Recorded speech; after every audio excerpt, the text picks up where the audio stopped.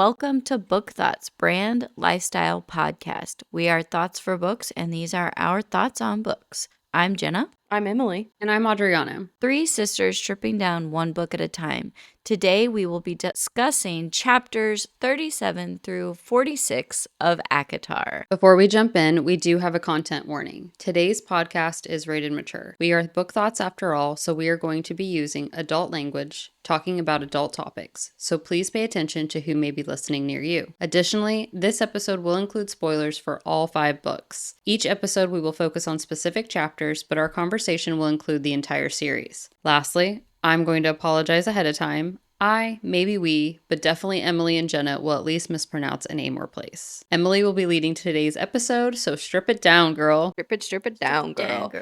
And before I strip it down, we actually do have a few things to note in the Sawwy segment, the things that we got wrong last episode or previous episodes. The first one is, Jenna, do you want to take it away? Oh yeah, for sure. I definitely said that Ryson was the one who told Feyre it was the Heart of Stone, and it wasn't at all. It was not only Lucian, but it was the ACOTAR. Both gave the clue. Also, I just wanted to note that, I came up with like the theory that maybe it was Rysand Rhysand. It was Rhysand who might have been helping Feyre all along and not Lucian, but he's helping her because she saved his life by saying his name. So it really is Lucian helping her. He's helped her for a long time, and we just didn't realize it. Oh, the other thing we got wrong is we said that this episode was to chapter 45, but it's actually to chapter 46 because we can't read or count. Now I'm gonna strip it down, starting with chapter 37.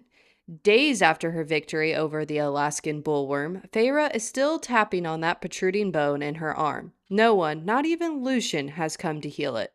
Now, she is in the throes of battling an infection with all of the classic symptoms: fever, delirium, ooziness, and don't forget she is still caked in that disgusting worm mud. While staring in the darkness of the dungeon, she notices a ripple. Oh wait, not a ripple, a man. A man born of shadow? Rhysand? And then I don't know why, maybe I have just really been into Jersey Shore recently, but I also wanted to be like, Rhysand's here, like the cabs are here once again. Feyre's response to seeing him: go to hell. Rhysand taunts and teases her, and she rebukes it all, but he lays out the facts of her situation.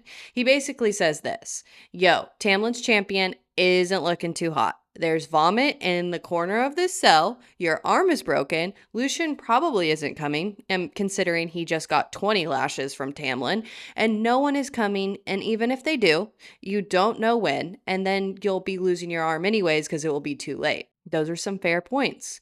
Then he proposes the unthinkable: to help her, to heal her, for a price, of course. The price? Feyre has to visit him 2 weeks out of every month once these trials are over. Feyre spits in his face, literally, in response. He wipes it off and restates her situation, but Feyre still refuses to make the deal. He starts to blend back into the shadow of the cave when Feyre yells, "Wait!" She knows she needs his help. She counters his deal with 5 days. He says 10. Then they agree on a week. The next thing she knows, she is waking up clean, healed, and with a sick new tattoo sleeve that she wasn't expecting, so she is obviously angry. Rhysand just explains it's customary in his court to seal deals with a mark on your body. Plus, she never asked if that was going to happen. He taunts her about not being able to wait to tell Tam about their deal and then disappears into the darkness. Why? No matter the character, because I love Rhysand, does it piss me off when characters are like, but you didn't ask? How the heck is she going to know to ask? Like, oh, by the way, does this promise become a tattoo on my body? Like, I don't think I would think the list. Maybe anytime you're making a magical deal, the question needs to be, what other things might happen to me after we do this? I mean, she's already made a deal with a fairy, right? With Amarantha. Yeah. And it didn't happen. So she has no reason to think she's going to be marked by this deal. Still so many questions that she's got to ask, but unfortunately, I think it's a learning curve for her because she didn't expect it. No, and this was like my first book back into fantasy, and I didn't realize, like, I feel like a lot of fantasy characters have tattoos, and then the tattoos have meaning, and there's like a history of tattoos. And so I actually really like that because I love tattoos. And in a lot of cultures, tattoos do have a ton of meaning. They like tell the story of your life. So I like that in Rhysand's culture that it is kind of marked in this way. I like that. And I like that Feyre still has fire at this point. Like when she spits in his face and still, bargains the days. She didn't want to make deals with people. She had to make the deal with Amarantha, but you see that she did learn a little bit about making deals. She bargained with Amarantha, but she knows she messed up. And so she tries to make it better when she does this bargain with Rhysand, I think. Yeah, she's been like haunted with not being specific about the timeline for the last couple of chapters. I will say the protruding bone, is it like one of the worms' carcasses that it kills is through it, her arm, or her bone is protruding? I think it's hers. It's foreign. I thought they broke her bone. No, I'm pretty sure it's a foreign bone from when the worm falls and everything like explodes because of its body hitting into the spikes that she's put. Something flies and like a piece of shrapnel gets stuck in her. That's how I always read it. Well- but I'm always open for another Will Sawwy. Well, I picture like the movie Game Night. There's a part in it where Rachel McAdams' character is like tapping on a bone, and you can like hear the little tip tap of the bone, and that is like, it makes you like, every single time. But that's what I picture. Chapter 38. Feyre is starring in the newest Swiffer commercial as she has been tasked by guards to clean a marble floor with dirty water. The punishment if she doesn't, a few turns on the spit over an open fire. Frantically scrubbing, as we all would be, she is only slightly distracted by the new tattoo that goes down her arm and leaves an eye on her palm. She swears the eye can see her. As she scrubs, the floor only gets worse, and so she starts to panic. Then she hears footsteps, and as the door opens, she sees fire red hair. But it's not Lucian. It's Lucian's mom. And ladies and gentlemen, Mama Lucian is a catch. She is described as having a voice as sweet as sun-warmed apples and smelling of roasted chestnuts in a crackling fire. Turns out that Lucian's mom has come to repay her debt, aka Feyre sparing Lucian's life by giving her name to Amarantha. Mama Lucian points to the bucket and then quickly leaves. Feyre doesn't even notice until she is gone that the water bucket is now filled with clean water. She can now actually clean the floors. Later, to the chagrin, that's in the book, and it literally made me stop in my tracks. And I had to ask Jordan about the word. I didn't believe it was real. Chagrin? Yeah, chagrin. Like, what the heck? Yeah. That's not a real word, but we'll go back to the story.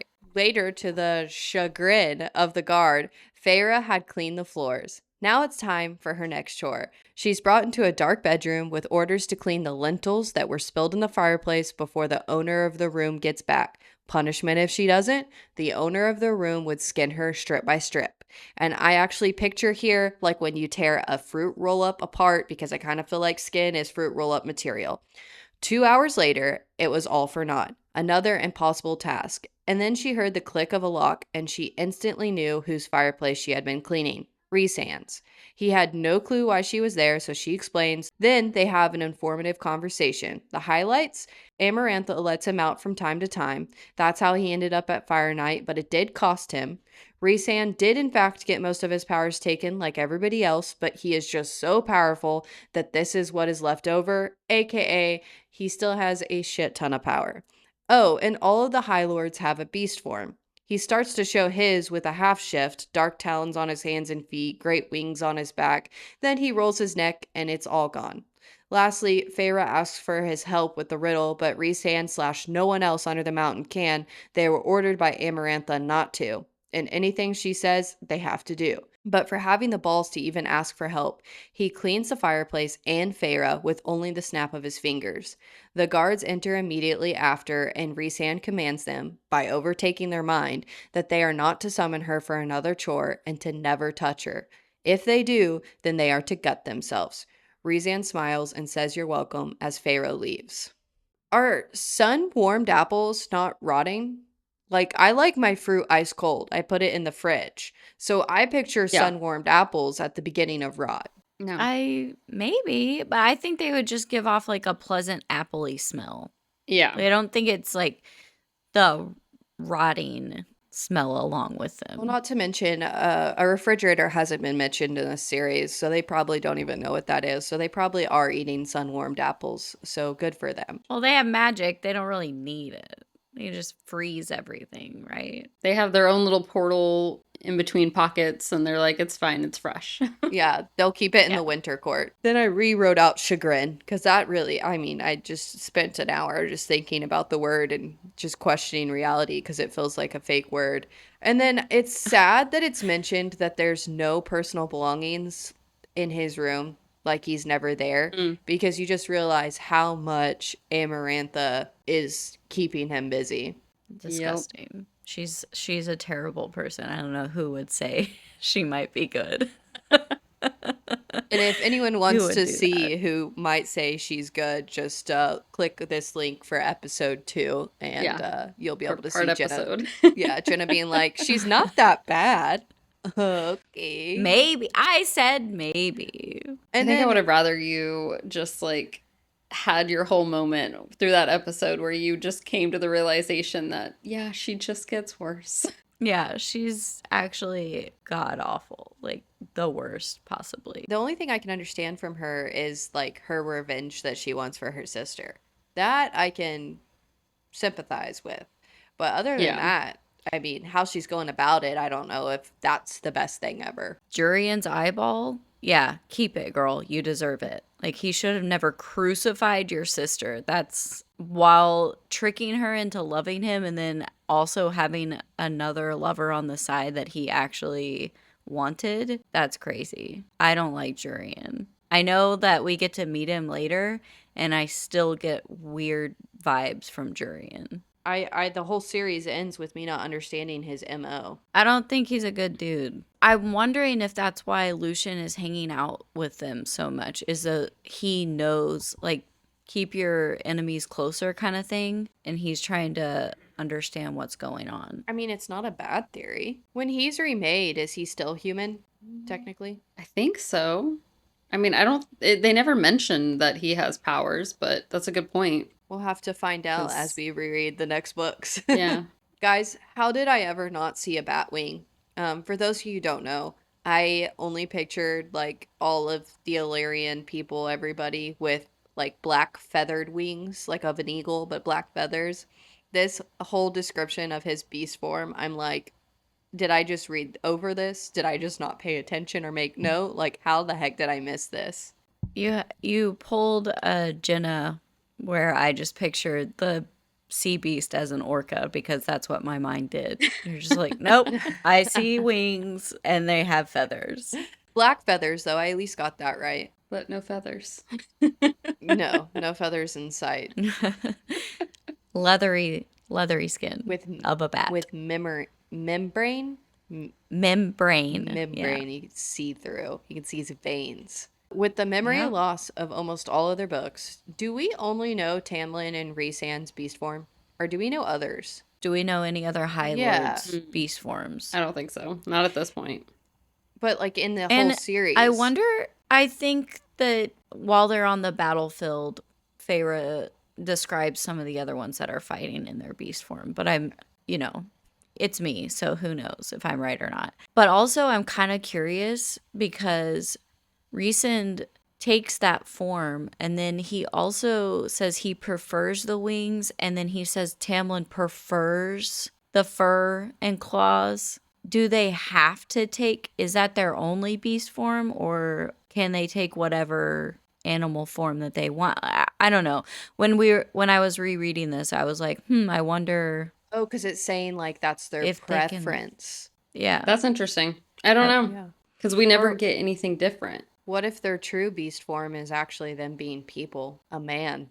Oh, Jurian is a High Lord in disguise. Oh my gosh, that'd be crazy. I just liked that Feyre, who had only been presented this side of Rhysand from Tamlin, that he's this really awful person, she's not just completely judging him. She's looking at what he's enduring and acknowledging she doesn't even know the depth of what he's enduring. I like that he warns the guards of his first do not touch her and die kind of moment.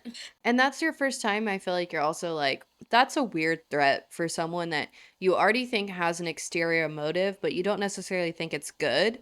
So you're like, that's a weird threat for someone that might have bad motives. Maybe he might have good motives. Chapter 39, but before we start, our watery bowel or watery bowel counter, that's hard to say sometimes, is up to 4. Now, Okay. chapter 39. I ain't afraid of no ghosts, and apparently neither is Feyre. After a few days of receiving warm meals and trying her best to make it through the screams at night from the dungeons, 2 ghost-like women appear to take Feyre.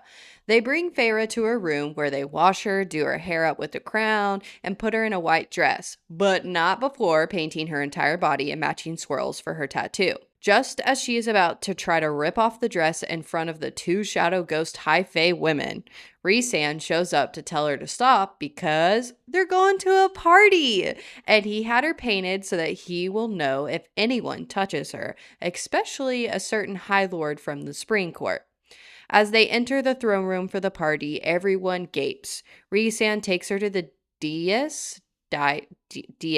So I've always said Diaz, I think. Is that right? Diaz? I say The dais. dais? Now I'm confused. Dais? Dias. Yes. But I'm listening to the audio of this read, and she said it so weird. I wanted to point it out. All right, I'm done. I pointed it out. But how'd she say it? Wrong. Don't remember. All right. So Rhysand takes her up to like the throne where Amarantha and Tamlin are seated, and Amarantha is like, "What the heck are you doing?" And Tamlin is trying to keep his cool and successfully doing so at the moment. Like he's not even struggling to keep his cool. And I guess Jurian is technically there too. He's just living it up in that ring as an eye. Rhysand smiles, explains the bargain, shows off the tattoo, and it clicks for Feyre. Rhysand made the bargain for her entire life. He thinks she's going to win this dang thing. Amarantha's only response is, "Enjoy my party." And how does Feyre enjoy the party? By drinking the Fey wine. Sorry, Alice. But I mean, Rhysand does force her to, but still. The next thing she knows, she is waking up on the dungeon floor with a nasty hangover. After throwing up for the dozenth time, Lucian shows up. He gives Feyre a coat and the scoop on what she did at the party since she can't remember. She danced, or rather grinded on Rhysand the whole night in front of everyone. Picture like high school dance bad. And when she wasn't grinding, she was sitting on his lap. Lucian thinks Rhysand is doing all of this to get a rise out of Tamlin, but don't worry, readers, it hasn't affected Tamlin at all. Lucian then has the audacity to chastise Feyre for making the bargain with Rhysand, but it does turn into a sweet moment where they both realize how much they care for each other. Aw, friendship. He leaves with one final tidbit to note. Tamlin is not being controlled by Amarantha. He is playing a game. They all are. Now, it's night after night of parties. Same routine, get dressed by the Shadow Lady, show up to party, drink Fey wine, wake up in the dungeon, repeat. One night after Feyre has been made ready, Rhysand shows up and tells her that her second challenge will be tomorrow. The 2 have a little tiff on the cost of being under the mountain for Rhysand, which he cuts short, then turns to head to the party. Tonight is different. Tonight, all eyes are on him instead of Feyre. He approaches the throne area where Amarantha is smiling.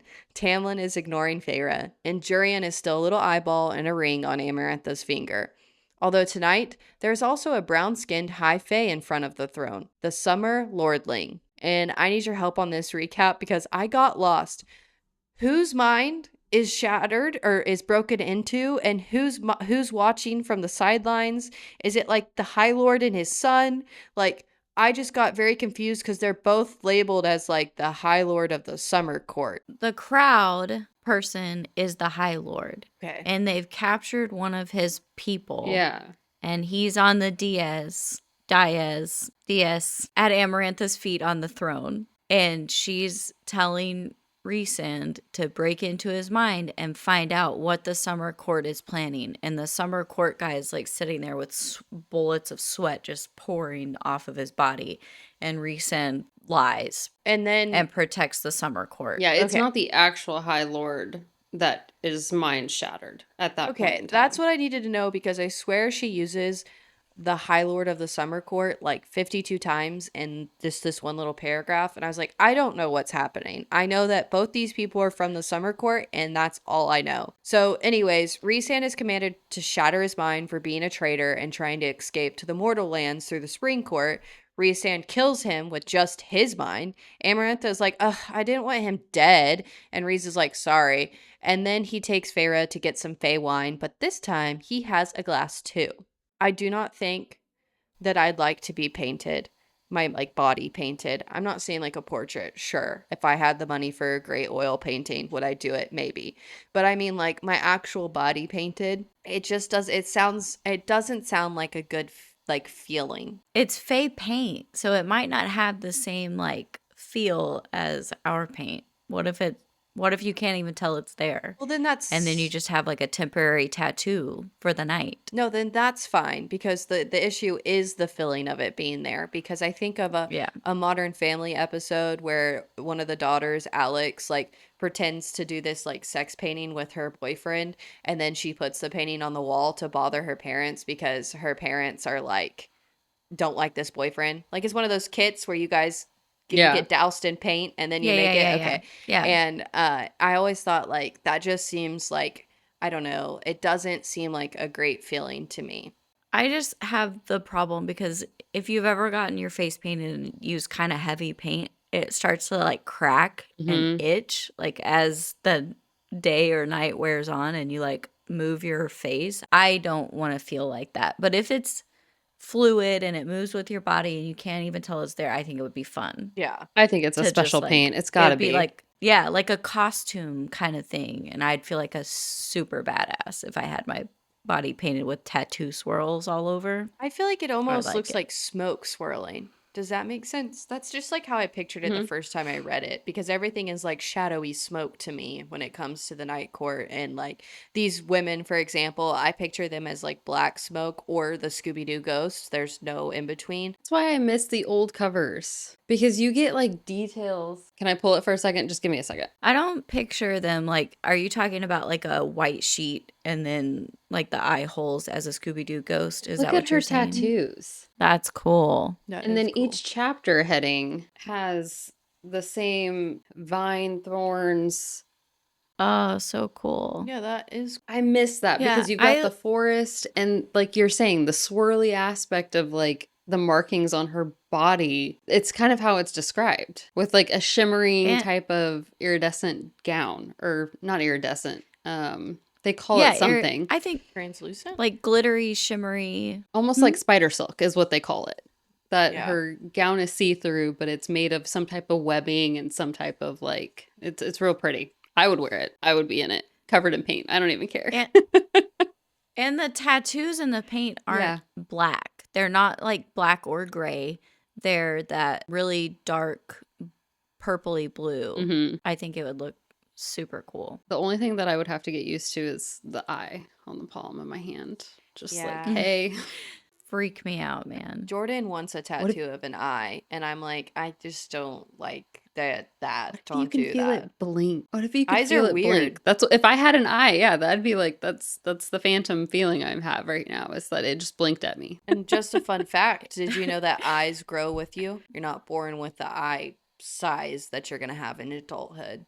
Which kind of makes sense. I'd probably look pretty weird Yeah. on babies if you scale it down. My daughter is a question asker, just like Im's. And she was like, oh, do your eyes grow with you, or are they the same size that they're always going to be when you're born? And we were like, I don't know. I Let's don't find know.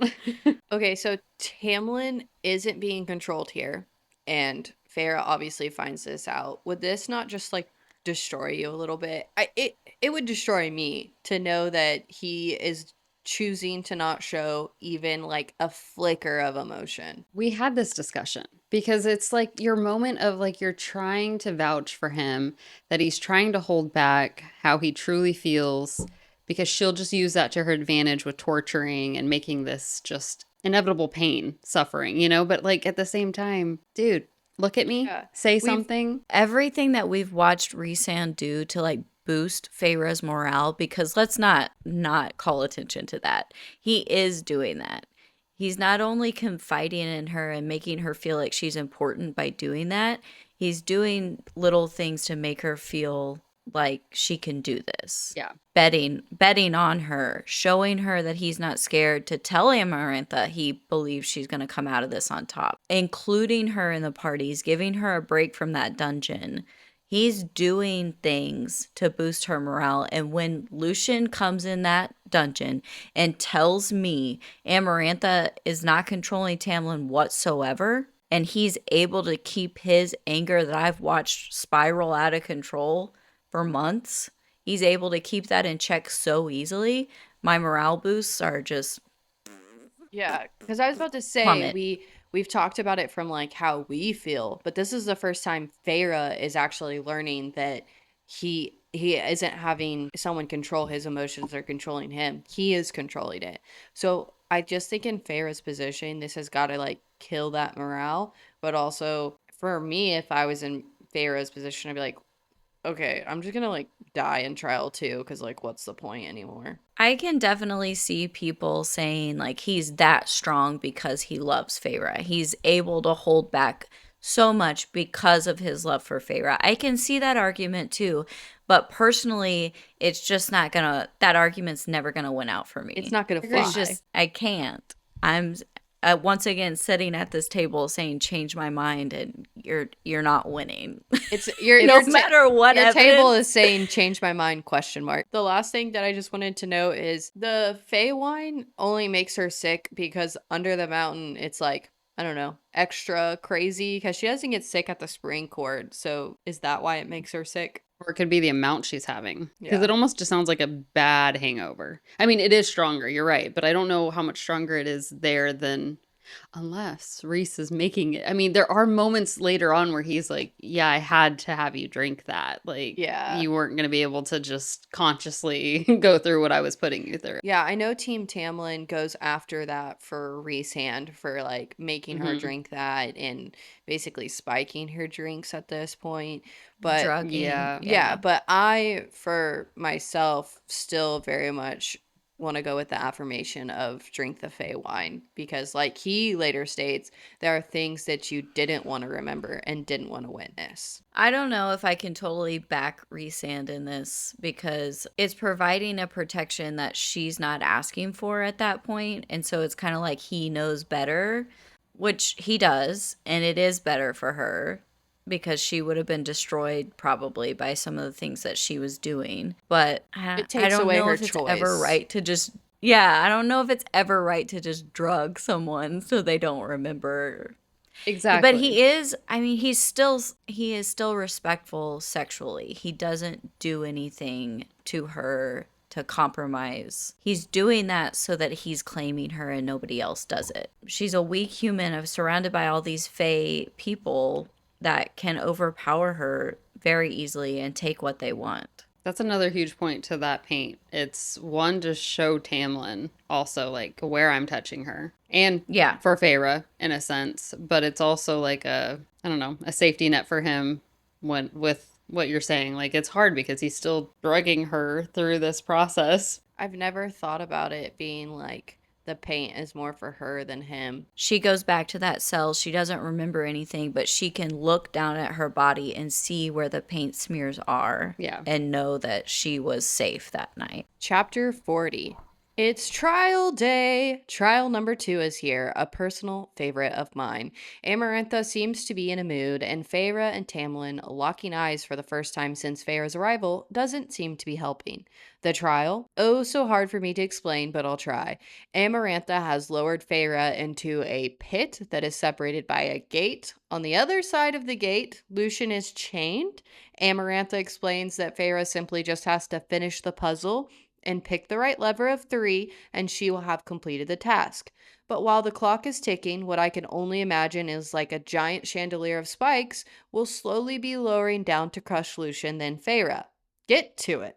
Well, turns out Feyre can't get to it because the puzzle is actually words written on the wall, which most people would be relieved at how easy the task is, but remember, Feyre can't read. She stares, trying to make sense of the words as the spikes lower. How the heck did Amarantha know she couldn't read? A good guess? I don't know. Spikes are still lowering. Lucian is yelling for her to just guess. Feyre is panicking. She decides to do her best logical guess by making sense of the numbers. 1 is bad. Bad because 1 is lonely. Lonely Amarantha and Ator. 2 good. 2 good because it's like her and Tamlin. 3 3 bad because it's 3 sisters cramped in a house. And I don't know why, but that is exactly how I picture her saying all of that. She goes to pull lever number 2 and her arm stings. She does it again and another sting. She reaches for lever 1 and the same thing. Then she reaches for the third and it doesn't sting. She realizes it's Rhys-Ann helping her. Hoping he isn't leading her astray, she decides to pull lever number 3. The spikes stop. The platform begins rising. As it's rising, Feyre begins to have a panic attack that she almost died, all because she couldn't freaking read. Then a voice in her head tells her to stand up and not let Amarantha see her cry. She knows that voice. It's Rhys-Ann. She obeys and doesn't break down until she is back in her cell. Later, but still in the throes of her breakdown, Rhys-Ann visits her cell. He teases her to try to get her sobs to end, but that doesn't work. So he takes the next logical step and licks her tears away. Feyre, stunned and maybe enjoying it just like the tiniest bit, lets him for a second until she jumps away disgusted. Rhys-Ann smiles and lets her know she has one night off, but then it is expected of her to be back at the parties by his side. Then he vanishes. Feyre hates him, but is also kind of thankful he was able to distract her from shattering completely. I see on social media all over about her doing the numbers and giving it meaning, and people always make fun of the 2. 2 is like Tamlin and I. Like, I have seen so much stuff on social media. Yeah. Caveman, like, one bad, Yeah. one lonely. Okay, so this pit is either ginormous or the riddle is written super tiny to where Lucian can't help. Because to me, I picture like a pretty close-knit circle. And when I see, fan art, this riddle is ginormous. It's over the entire wall. But if he is just through a gate and he has Fey vision, then he has to be like 2 football fields away where he can't help her with the riddle, or the riddle's just written really small. I don't know if this bothered anybody else. I am more inclined to think Amarantha's said, like, you can't read this. You can't tell her the answer kind of thing. It says that Feyre is like, he's too far to read it. She's blind. Okay, well then, I'm just kidding. fuck me. I don't know. He does only have one eye. Yeah. Maybe Literally maybe he needed a monocle on the other one to be able to read, and she took it away. Yeah. It says he's too far away to read it. That's what she assumes. You could be right, and that like she assumes he's too far, but it's really Amarantha's like, you can't help, by the way. But that's what it word for word says. Feyre's like, and Lucian's too far where he can't see this and read. I don't know. When I picture this scene, and it could be totally wrong, but I picture like Lucian being chained down like on his back, where the spikes are just gonna crush his body, and maybe he can't turn enough to see where it's written or something. I don't know. Yeah. Do we know how Amarantha knew she couldn't read? Because Does it read out the whole riddle? Doesn't it just like do her like stammerings of her trying to read it? Yeah, it's like about a think so. grasshopper and stuff. It's just a grasshopper and something else. Like, it's a child's riddle or something. It probably just says like grasshopper would pull lever number 3.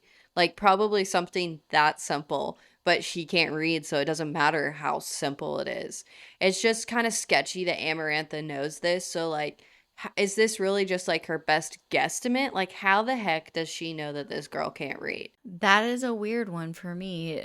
We know she did research on her family, but why would that be in the research that she found out? Yeah, it wouldn't be. It's Who knows that she can't read? Tamlin knows she can't read. Isn't Lucian, we talked about Lucian being surprised when he's there and he's like, oh, fuck, Yeah. just pick one. Yeah, He's like, well, It great. just doesn't matter. Just do something. Put us out of our misery. Yeah. So he didn't really know that she couldn't read. So Tamlin, thanks for betraying Pharaoh's trust and her biggest insecurity. Anyways, what's something that can get you to stop crying if you are crying? Or something that will piss you off even more if you're already crying to make it worse? Probably if I'm crying, just reality, thinking about, you know what, it's not that bad. Just chill out. It's going to be okay kind of thing. Just a realization in my own head. I don't know if there's something like outside, Yeah. like an outside force. Nobody's licking your tears. Not licking of my tears. Probably No. wouldn't. I would probably be like, what the fuck Yeah. are you doing? What Get are you away." into? Like, but What in is my this? sense, it's like kissing your tears versus like you're making it a little bit more animalistic and sexual in that regard, but still lovingly. Yeah, I'm not saying I would push someone away, like my husband, if he's trying to do that when I'm really upset and it's just like a tender moment between us, but they're pretty much strangers at this point. And he's getting that close and licking her tears away. I'm not sure it might piss me off. I think something that can get me to stop crying is like actually getting all the crying out. So instead of being like trying to choke it down, like just listening to a sad song and maybe taking a shower or something and just crying in the shower, that will get me to probably stop crying faster than trying to like talk through the tears or something like that. Yeah, I hate talking through the tears Well, because sometimes that only makes it worse, depending on like your Yes. state of mind. But you could also make them laugh. Like, I know that that's kind of cheesy to say, but depending on the situation, like if you can make that person laugh, if they're in their own head, or if something really has sad happened, or they're just down on themselves, like it's a small win. It's Laughter. just a needed moment. Laughter is the best medicine. It really is. that's what I was going to say. It was like Garrett and I, if we either one get upset, like, morbid jokes are always Oh, a good yeah. thing to fall back on to help snap the other person out of it. It's the best breaking of that wall of the like seriousness. Oh, yeah. Sixth sense of humor is always very helpful. Chapter 41. Have you ever heard the song Helpless from the musical Hamilton? Well, that's playing over the next couple of days while Feyre is helpless and hopeless, spiraling that she will never be able to complete the third task, spiraling that this was all for nothing since after all, she's just an illiterate human and Tamlin will live eons while she's only got decades, spiraling that all the color she used to see and want to paint was a distant thought, spiral after spiral and night after night of drinking Feywine to forget. But one night, on the walk to get ready with the two shadow women, they hear the ACOTAR approaching. The shadow girls glamour Feyre with even more glamour against a wall to hide her. Feyre can't see, but she can hear. The ACOTAR is talking to someone about the Highburn Keen and his frustrations with Amarantha. The Keen was tired of waiting and was ready, but annoyed with Amarantha for the side quest with Feyre. The ACOTAR gets offended for Amarantha, but the stranger whose identity we don't know reminds the ACOTAR that the Keen is the one in charge. Then they turn the corner out of sight.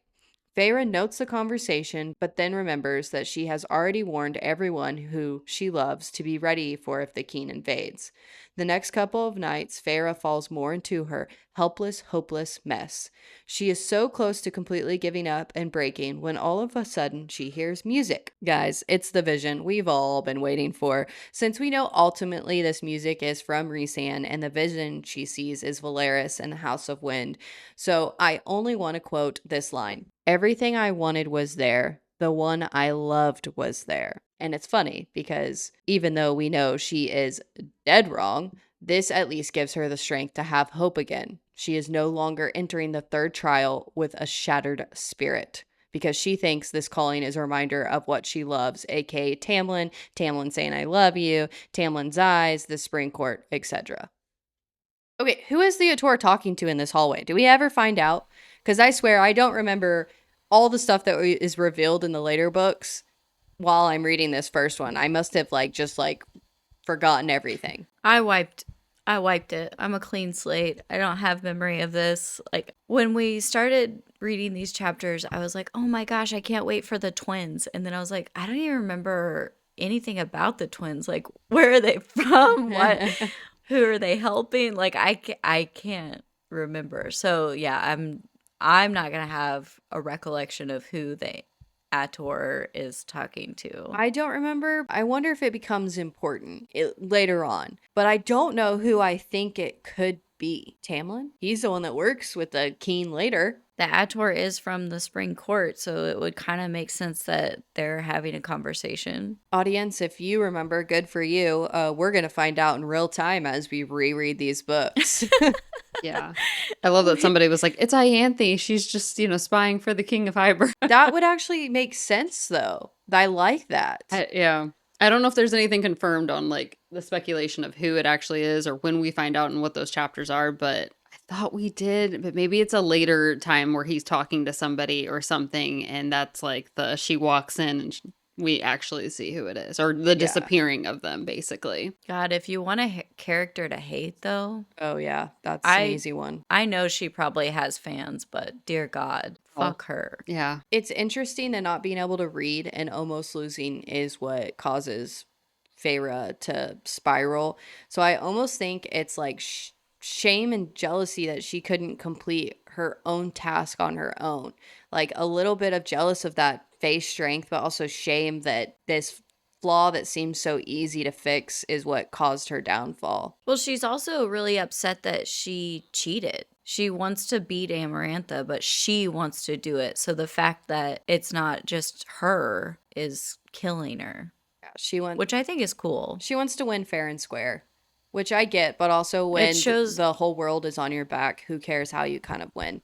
When it's good versus evil. And those tasks have been given to her on repeat have been like nothing she could accomplish on her own. They were set up for failure to begin with. So it's like, I understand that she wants to be a strong girl, like she wants to like do this herself. That aided help is okay when it's pitted against you. Amarantha's cheating. She's cheating the whole time, and she's going to continue to do so no matter what. That's how she gets what she wants, is she cheats. So it is good to see Feyre's character that eating away at her. Like, she has a strong character where she wants to do this fair and square. She wants to be the victor in her own right. My last note is I'm just so glad the music isn't actually from Tamlin, aka the fiddler, that we do find out that this is so much a bigger piece to the giant puzzle. Chapter 42.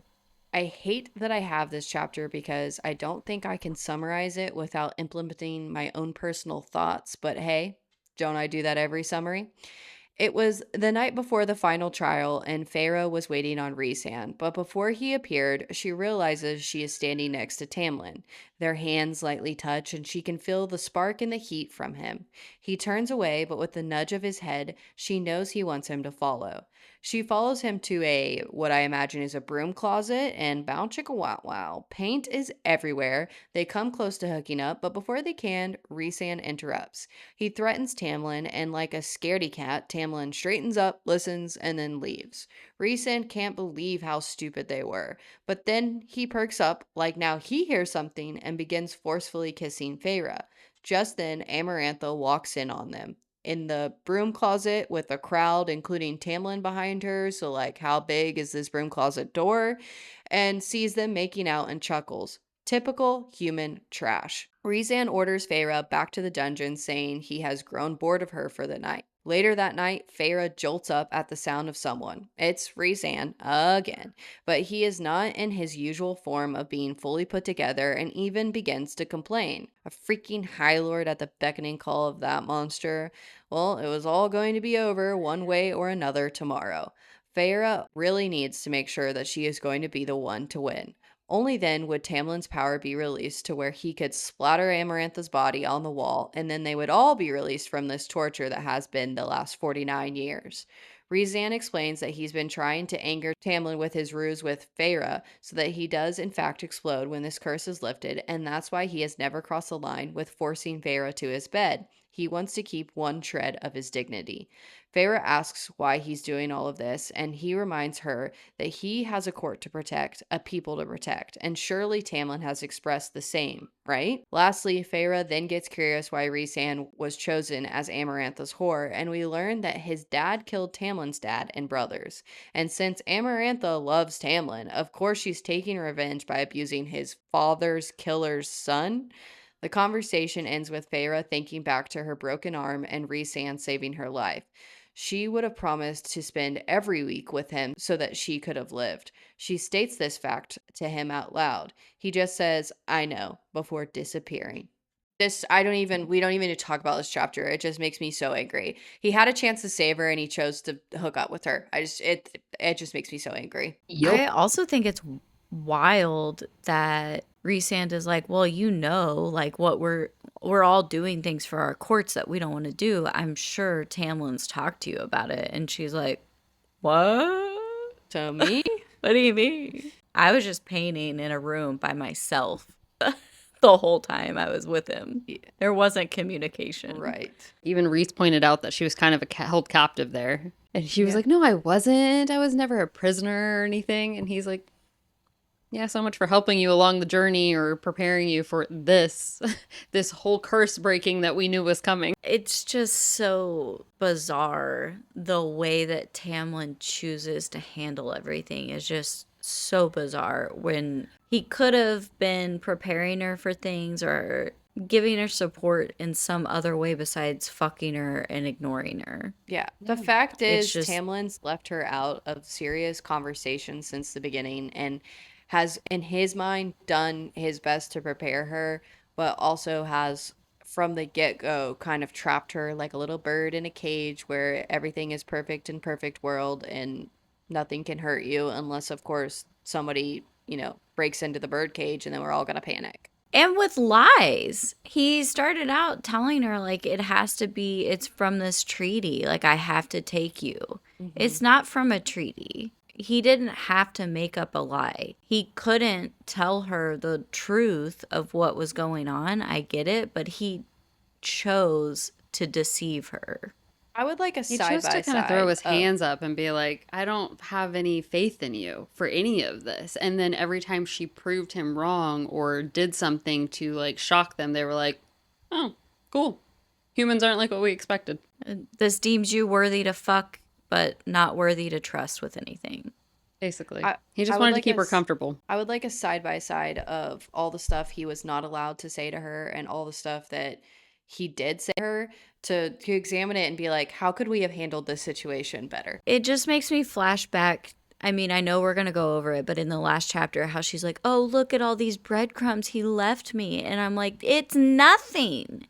He did the bare fucking minimum and then sent you away. I know that he was dealing with like a lot. And I do get that he has all this shame about how he should be doing more for his court. And he's having to send his sentries out to die for like what cause? Who even knows if this is going to happen so I can save everybody? And everything's on his shoulders. I Boo-hoo. do see that and I do get it. But to have just this like pity Jenna, party for yourself the whole time. this is a safe space. You may hate Tamlin as much as you want. You are entitled to that opinion. I re-listened to our interview with Penn Cole. For those of you that haven't watched it, you should go watch it. It's we did the Kindred's Curse saga, and in that interview, Penn Cole explains how much she likes her character Henry. Well, I personally don't like that character, and I won't say why because that's a huge spoiler, but I hate him. And, at the end of the day, we're all able to interpret the characters we want. And I, too, don't like Tamlin. And this reread is giving me more insight for the motive behind his decisions, but I still hate his decision making. So, thus, I still kind of hate him. I want to be able to see both sides. Like, I don't want to just be full of hate for this character. I don't, because I know things happen in real life too that cause people to make the decisions they make. So I'm really trying to be understanding, but it is just It's very tough. hard to see that his intentions were not selfish. They weren't skewed in some way, and why not believe in this person that you say you love? Why not put your trust in them? Why are you holding back if it's love? Chapter 43. It's the final countdown. Da-da-da-da. Okay, that on loudspeaker, Farah walks into the throne room for her final trial, and instead of the crowd cheering and jeering, it's eerily quiet except for that song playing on the loudspeaker. Some Fae are even showing respect for her, or maybe they just feel bad for her, or they're sad to see the end of their last chance at freedom. Amarantha states that she wonders if it will hurt more for Feyre to fail after coming this close to victory. Then she asks if Feyre has any last words. Feyre just looks at Tamlin and says, I love you. Tamlin shows zero emotion and does not acknowledge her. Then Amarantha just states the fact that Feyre still hasn't answered the riddle, and Feyre is over it. She's like, just get this show on the road. Amarantha asks if Tamlin has any last words for his lover. Silence. So she gets on with the show. Doors open and 3 strangers are brought out with brown bags over their head. 2 male, 1 female. A dagger is set before each one, made of wood, ash wood. Feyre's final challenge is to murder each of these innocent people by stabbing them in the heart. Feyre has never murdered in cold blood, but for Tamlin, her sisters, these people, and this land, she would have to. She picked up the dagger in front of the first person, but before she could do anything, Amarantha reveals her final part of the challenge. The bag comes off, and now Feyre must kill while staring into blue eyes. The fairy starts pleading, "Don't." Feyre knows she needs to do this, but could she live with it? Just then, she notices Rhysand moving closer to the crowd, and her tattoo throbs with a voice saying, "Do it." With a sob, she punches the dagger in the heart of the blue-eyed fey male. Amarantha starts applauding her, then it's time to move on to the next hooded figure. This time, a fey woman with bronze eyes. The unknown girl begins to whisper the last rites prayer. "Cauldron, save me. Mother, hold me. Guide me to you. Let me pass through the gates. Let me smell that immortal land of milk and honey. Let me fear no evil. Let me feel no pain. Let me enter eternity." A piece of Feyre breaks, never to be repaired, as she slides the second dagger into this fey woman. Just one more fairy, and they will be free. But as the hood is lifted, Feyre is met with the eyes of Tamlin. She looks to Amarantha and says, "Not fair." But Amarantha thinks that it is completely fair after everything that happened to her sister. Feyre begins to ponder if she should turn the dagger on her own heart instead. But as she is thinking about this, her mind starts to piece together little clues of the missing piece that Alice said they weren't allowed to tell Feyre, and it clicks. Lucien, the ACOTAR, not Rhysand. They both had mentioned that Tamlin had a heart of stone. Fate did not bring her this far to let her down now. She whispers, "I love you," and stabs Tamlin right in the heart. If only it could end there. Yeah. Oh, that's real. bad. So is that like a gimmick up there, or is that actually Tamlin? Is it magic that brings him down? Is it him that's being like, "I'm not even going to say I love you back"? Because I really hope it's just a statue of him or something. It's the ACOTAR glamored. Oh. They say it. Okay. I missed that then. She looks up to the Diaz and she's like, "What the fuck?" And then Amarantha unglamours the Okay. ACOTAR, I mean, either way, I whatever think it's the called. response would have been equal. But I want to know the history behind these 2 fae that she kills, because this is something that haunts her for a long time. And I really thought that Sarah was going to bring their storylines back around to like be bad for Feyre. Like, hey, remember when you killed the innocent fae? But I don't feel like it really happens. How many books do we have left, though? Well, at least 3, or I think 3 will finish the series. The ones that are coming out, is that what you're talking about? Yeah. So it could still be a part, because I know you guys are going to get on me, but it makes such a point to mention their eye color, and it makes such a point for Feyre to be like, "I can't even ponder about the blue eyes. I can't ponder about what color they connect to." Like, it does say something like that. I don't know who they are or where they come in the story, but I'm not giving up hope that it's not going to wrap around. Who consoles her about those killings later on? Rhysand, because she never talks about it I with can't. Tamlin. Because he's like, "You'll never forget the blood on your hands." Like, Yeah. that's not the point. Like, that's going to keep you awake and be something on your mind for the rest of your life. You just have to learn to live with it. So I feel like they address it, but not to the point that I think you're thinking of, where it's going to come back around and be a huge... It's going to be It the may whole It's gonna be book massive. 6, 7. It's just them. 6, 7. Oh, I wanted to say that I love the bronze-eyed fairy girl, because I feel like if I was in that kind of position and I knew this was going to save more people than I could count and have this different effect, I would hope I'm not like the blue-eyed boy begging for my life. I would hope that I'm like, "I accept this. I don't want you to feel guilty about this.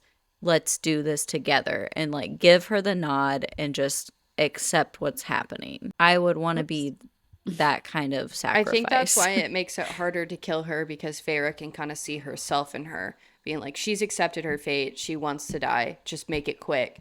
And Feyre's like, it's almost like killing myself, because this is how I think I'd handle it. Yeah, I mean, she almost does for those people, those three people to live. She almost does it to herself. Makes it so hard for her because she holds it in her heart for so long. That's But like, at least Reese did try and give her some peace of mind. Like you said, it was needed. well, she does get a peace of mind. I swear that these characters not mentioned past book 2. So I feel like obviously she's internally dealing with it, but I would be interested to see if they come back around for book 6 or 7 or 8. Chapter 44. If you're going to take one thing from this book, let it be this. We say it all the time on the show. If you ever find yourself in a magical realm, please make sure your magical lawyer double checks everything in your binding magical agreements. Because if Feyre had done that, then this whole chapter wouldn't exist.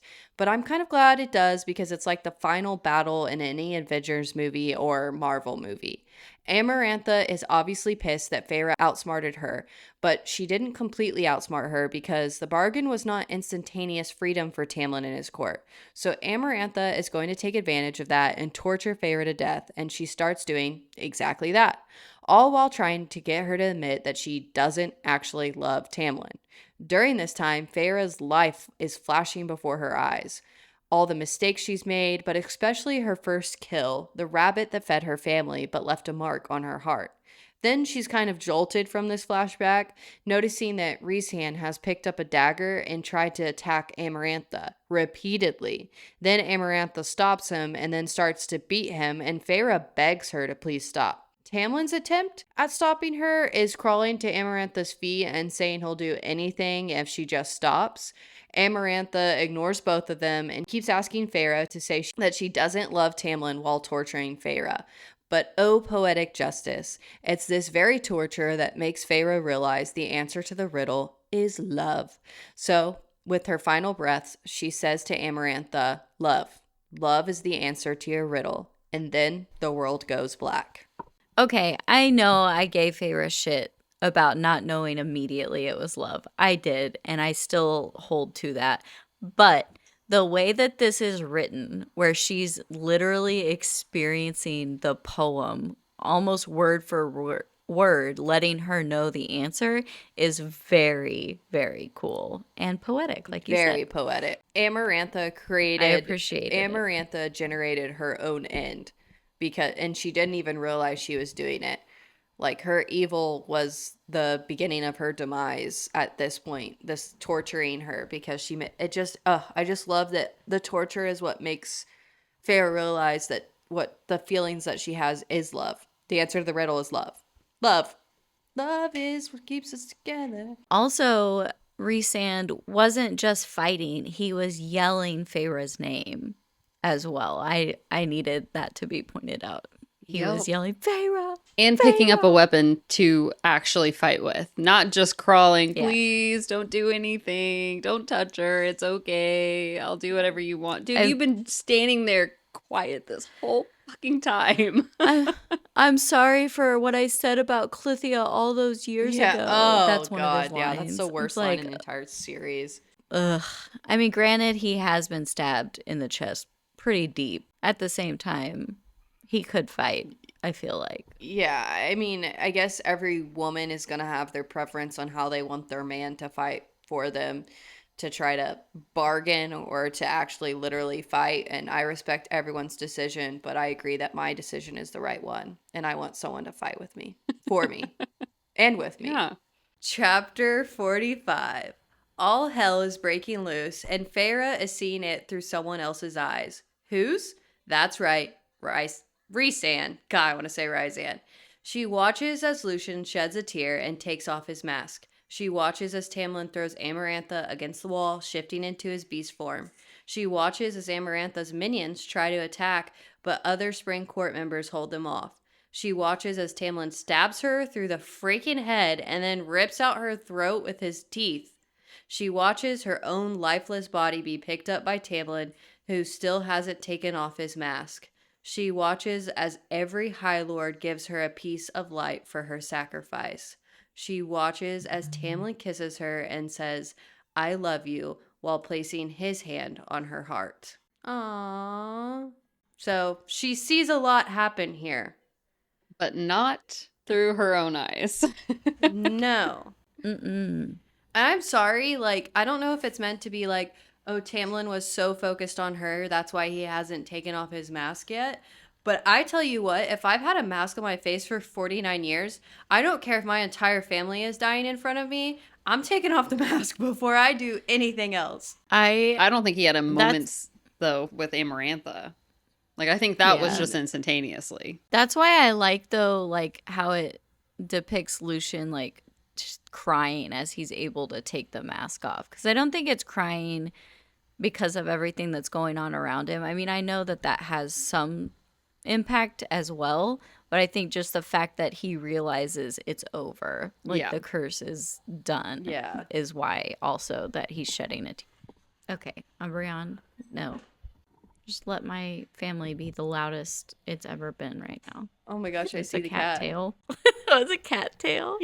For those watching on YouTube right now, there's a lot going on. I'm feeding a baby and using the baby's head to block my toddler's head. There's a cat going around Jenna. I don't know, Adriana, do you want to grab the dog? He's not in here.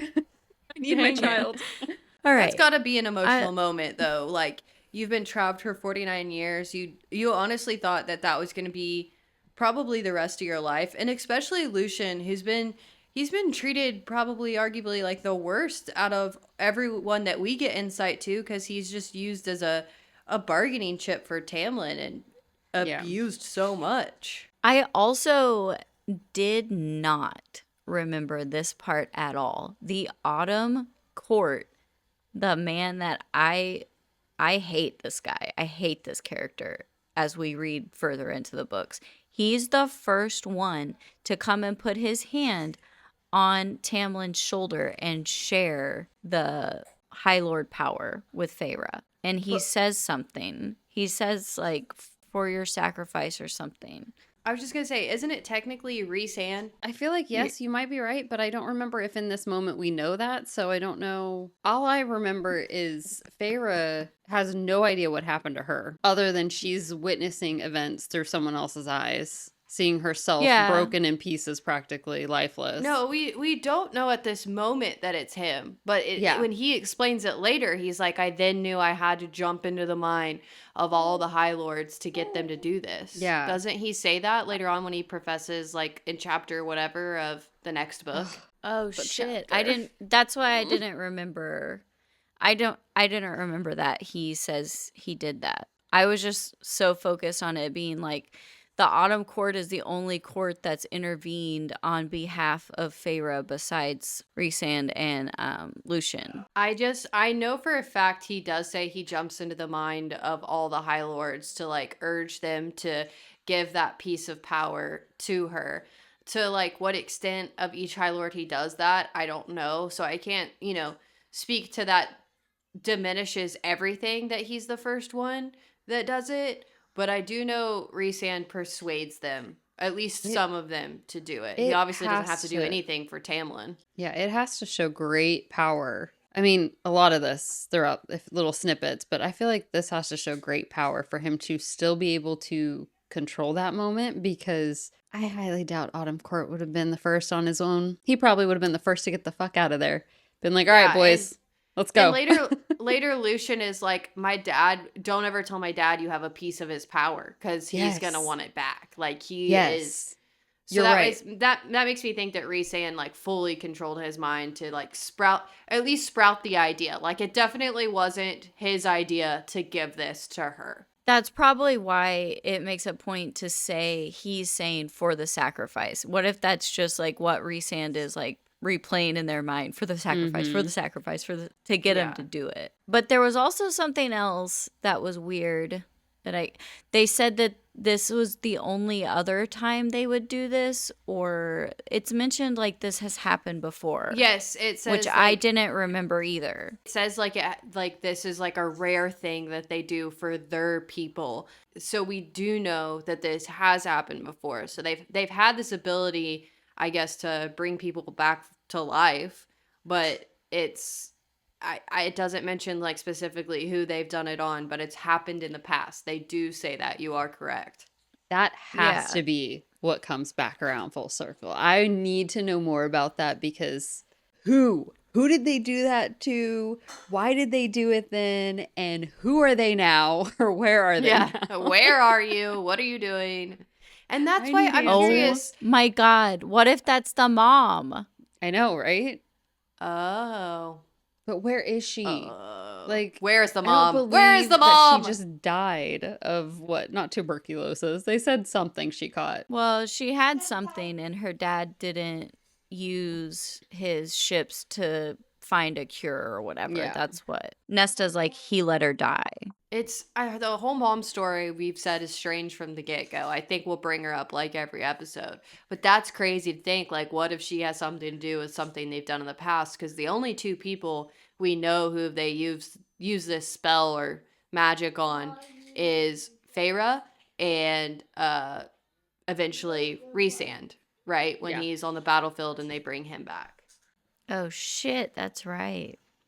Guys, we have so much ahead of us. Yeah, We're honestly, this is just gonna be scratching the surface. this is gonna be a wild ride because I've really mainly reread the second book like any natural human being. I've never reread this first book. I've never reread the novella, and I've reread the third book probably like two times, and I've never Yeah. reread the fifth book. So I know that we say in this podcast that you have to read all 5 books in order to listen to us, and that's kind of true. But also at the same time, it's like you're reading it with us for the first time as we try to remember everything we forgot. Yeah. I feel like I read all through the Sarah J. Maas series, all of them, in a fever dream. Oh. I don't remember such key things that in other books I feel like I've picked up that I'm like, how, what was I doing? Was it Yeah. 3 a.m. and I skipped this chapter? Maybe. It could Probably. be that. I mean, Especially we your read through first Crescent. time. Well, we read through Crescent City in like 5 days or like something crazy Yeah. like that. The whole It was the whole insane. world, not just like the first book, but those 3 books we were like devouring them. Granted, I had a newborn at the time with no other responsibilities other than just keeping it alive, so one has time to read. One does.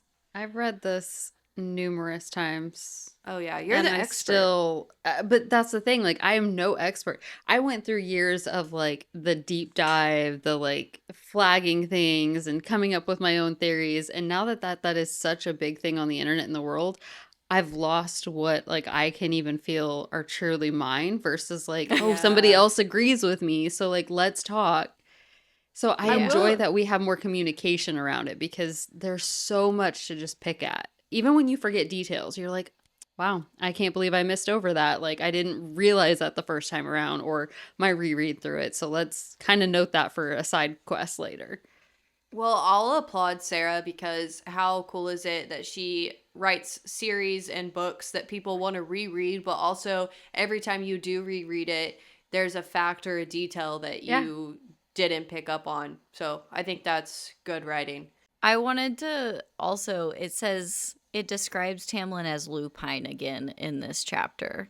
I don't know why, but I always came away from this book picturing him as like lion faced, and Oh, she yeah. only uses feline to describe Rhysand. She never describes Tamlin like that, except that he has golden hair. So I guess I just beast and golden hair, I immediately went to lion, but it's definitely he's only described as wolfish. And I will say, I think that what happens to Rhysand in this room, in this moment, is kind of like a flash forward and some hints at where Tamlin's at the end of book 5 or whatever the last time we see Tamlin is that we know he's in the Spring Court and has fully given in to his like beast side. So I just picture him walking around the Spring Court only in his beast form.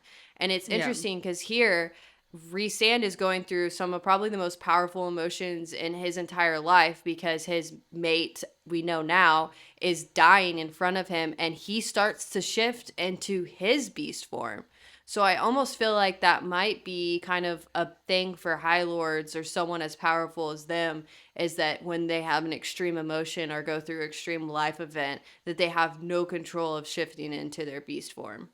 Because it Yeah. says he starts to shift into it when he's trying to kill Amarantha. Yeah, it's when they're on the balcony at the end of this book that he really truly notices that, oh shit, that is my bond. That is her. That's a great transition. So chapter 46, which we didn't know existed until I did these summaries. We can't count or read. Feyre awakes on the throne room floor to her new reality. She's Fae. Tamlin has a face and heart, and she's a murderer. Pushing that last part to the side, she's going to enjoy this moment. Later, sitting on the edge of the bed, she's trying to reel in the chaos of the last few hours. People left, people stayed, people cried, people thanked her and Tamlin. Then there were meetings, lots of meetings, and now it was just them, Tamlin and Feyre. Tamlin inspecting her body for more damage, but the real damage couldn't be seen. It was on her heart. Tamlin tries to approach a few topics with her, but they both make what will be the fatal mistake for their relationship and agree to talk later. Then they make love like they're making up for all of their time spent apart. Feyre wakes up to a tugging on her middle. She leaves Tamlin in bed to find Rhysand waiting for her. He just wants to say goodbye, but Feyre wants to know why. Why did he want to try to kill Amarantha? It all boiled down to he didn't want Feyre to fight alone, to die alone. Feyre says thank you. Feyre notices his wings and asks if he's going to fly home. He said he'd love to, but it would take too long. There would be time to do it later. She asks why she didn't know he loved to fly, and he says everything I love has always had a tendency to be taken from me. Now he asks about how she feels to be high fae. It feels different, but her heart is the same, but she wishes it would have changed too, i.e. made her stronger to live with what she's done or more numb to the new reality. Rhysand responds with, be glad of your human heart, Feyre. Pity those who don't feel anything at all. And just as he is saying goodbye, for now, because you know that bargain still exists, his eyes lock with Feyre's, wide and wild, with shock. He stumbles, then disappears. Tamlin and Feyre head home to the spring court that day. Feyre never imagined she'd live to see this day, and although they have tons to work through, there would be an eternity to deal with it while they took the time to enjoy the now. I knew that that was the mating bond snapping into place. The first time I read this, I was like, "Oh, it's Rhysand. It's Rhysand." What is like, it? We didn't talk about this because I forgot to. The previous chapter in the throne room during like the fight scene, it says their bond goes taut. Yeah. Taunt? What is that? Taut. He can feel her dying, and he's the only tether keeping her there. Okay. And it's him fighting to hold on to the bond. Since this was my first book into like adult fantasy, our first series my first book back into it, besides Harry Potter, which there are no mates, I had no clue that was a mate bond falling into place. I was like, did he have a heart attack? Like, is he all right? Should someone check on him when he's off this balcony? Like, what's going on?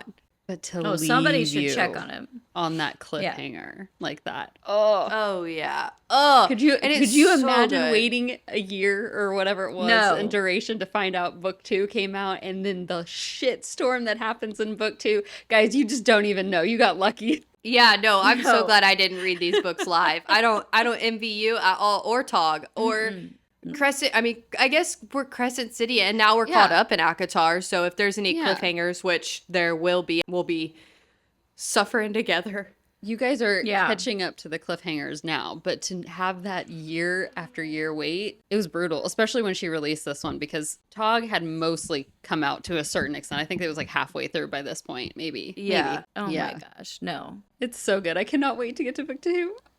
Oh yeah. Book 2 is going to be so fun. We also have 2 guests joining us for episode 3, I think it is, and episode 7. And episode 7 is the one that you guys are going to want to freaking listen to, because it includes, I believe, is it chapter 54? I think so. Is the chapter. So I'm just excited to reread it with the lens of having reread this book, because I think I'm going to appreciate this, like, what Rhysand has done for her so much more. I don't know. I'm excited for it. The wedding scene. Oh, yeah. Like, after everything else, and she still has that tattoo, he sees it all, and then the wedding scene. Like, yes. Yes, I'm ready for it. When So all hell breaks loose, I'm ready for it. the other day, Garrett was asking me questions because he could hear us recording and he was asking some. So I just kind of like went through the breakdown of what actually happens in this book. And I told him about the wedding and he was like, damn. I was like, yeah. This last chapter just has like so much power to it because, like I said, they do start to make they do start Tamlin?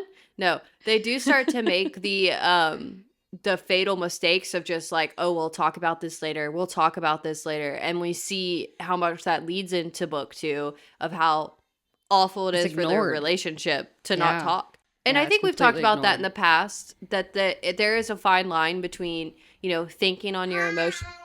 You say hi? Yeah. Say it into the mic. Hi. Hi.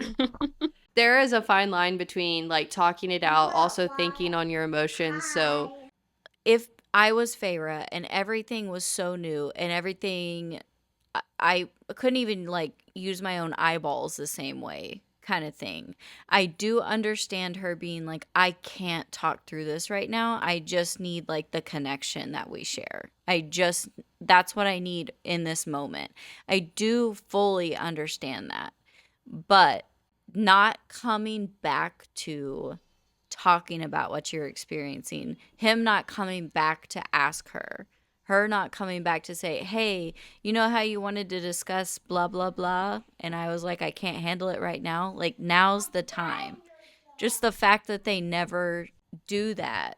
You're right. It's the fact that, like, yes, that human connection after you've been through hell and back, y'all didn't know if you were going to make it to this point. I can see that to an extent. It's the problem of like what you said, nothing is addressed afterwards. That Yeah. that moment of loving reconnection is normal. It's like, I guess normal's not the right word, but like it's understandable. It's just I wish Tamlin showed more care again because we didn't get that throughout this under the mountain thing entirety. You still are just ignoring it. And that is like kind of like Emily said, how we jump into the next book. It's just completely ignored on repeat and he doesn't want to address it. He doesn't want to talk about it. And she's over there spiraling because she's living through these emotions. She doesn't know how to handle it and she's still broken in a lot of ways. Like she needs to heal, but he won't help her get there. He doesn't want to talk He's about that darkness. Yeah, he's lived with this heart of stone for 49 years supposedly. I'm assuming that that's when the curse was enacted of the heart of stone too. It was 49 years ago and he's lived with this heart of stone. So he obviously is going to have to do some adjusting there as well. But just to treat her like she has a heart of stone when she's experienced so much and championed for the whole Fae race so much is just Is he cursed with the heart of stone because he rejected Amarantha? And that's the whole catalyst of why she cursed him, plus the like actual if someone can fall in love with you, a human or whatever. Because he says something yeah, along those lines. I think so because she's like, if she can't have him, then no one can. Is kind of the thought process for her. I just don't fully understand the whole Tamlin Amarantha connection. Plus, then I don't fully understand the curse. And I don't. And maybe you'll learn to understand it as we reread, or maybe these books have more to where we do learn to understand it. Because I don't know if a lot of people do. Because I mean, there's theories about Amarantha being his mate. Do you hear those dinosaur noises in the background? One's a pterodactyl, and it's making me think of Rhysand's wings. But let's not talk too much about this because don't forget the next episode is our final thoughts on this just first book. Jumping into the spotlight, I mean, one of you, please talk about Everflame and Fourth Wing. So I think I actually can take the Everflame one. As you guys know, we did like a full strip down of the entire series of the Kindred's Curse saga by Penn Cole, starting off with an interview with Penn Cole. If you want to listen to those, click the links that I'll have above where it will just be a little pop-up. As you know, there's been a lot of drama around the release for the final book in that series. And drama just because there was a release date, then it didn't release on that date, and it was just when was it going to release. But if you're a patient reader, you'll wait on that author to write that book to an extent. Remember, we've called out people before that have taken 10 years plus, and that's a little long. But she has officially announced that September 8th, of 2026, I believe that's the year we're in, that she is going to be releasing Burn, which is the final book in the series. So you better buckle up for September 8th. It is going to be a blast. And then she had the audacity to drop more news on us that she has already signed a deal with Hulu for a TV show for this series. It's crazy. It's wild. There's just too much going on. And then the same day, I believe it was, if not, it was the day after, Rebecca Yarros, so someone else could take it if you know the backstory, but I guess her publisher announced it. Adriana, do you know the story? The minute her publisher posted that this book could be out, and again, listeners, September 29th for this one, a Fourth Wing new book, but it is not book 4. So, what that means, we have yet to be revealed. I guess we'll kind of just hope that it's Broccoli story like Jenna is mentioning. Yeah. The Adventures of Broccoli. The Adventures of Broccoli, or some people think it's the Field Guide. I can't think of the professor's name, but some people are like, is it the Field Guide? I would like any history book that's even out there, so I'll take a Field Guide. I'll take anything that even is close to more information, either about dragons, people, or Venin, or whatever the case is. And if you've read Onyx Storm, we haven't deep dive Fourth Wing or Iron Flame yet, but we have done Onyx Storm. So if you want to check that out as well, click the link that's popping up now. I would beg it to be like a novella of the dad's story. Like just the journey that he went on, why he has different names. Like, I don't know if that's going to be canon. I mean, it has to be. So I don't know. Maybe not. We just know for a fact that it's not book 4, and she has specifically posted that it's not her graphic novel. So those two things have been stated. So let's ponder aimlessly, endlessly. If you have suggestions on what it could be, no matter how dumb or small you think it is, let us know, because we'd love to hear your fan theories on that. All right, let's wrap it up. Thank you so much for listening to this week's episode. Next episode, we will be doing our final thoughts for ACOTAR.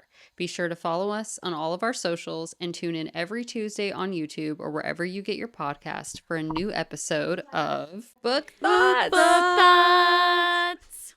Y'all suck. Try it again. Yeah, okay. Book Thoughts, For a new episode of Book Thoughts. Book Thoughts.